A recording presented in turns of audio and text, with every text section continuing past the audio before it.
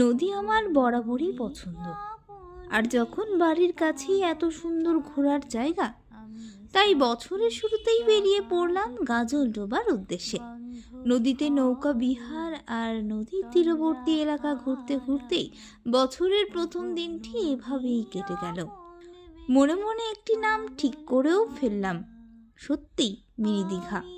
দীঘার মতো তেমন ঢেউ না থাকলেও ছোট ছোট ঢেউ আছড়ে পড়ছে নদীর পাড়ে, চোখ জুড়িয়ে যাচ্ছে মনোরম সেই দৃশ্য দেখতে।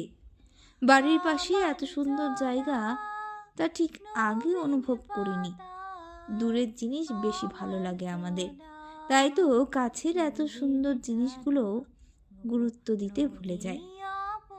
আর নদীকে আরও একবার প্রাণ ভরে দেখে সেই রবীন্দ্রনাথের গানটি বারবার মনে পড়ে যায়।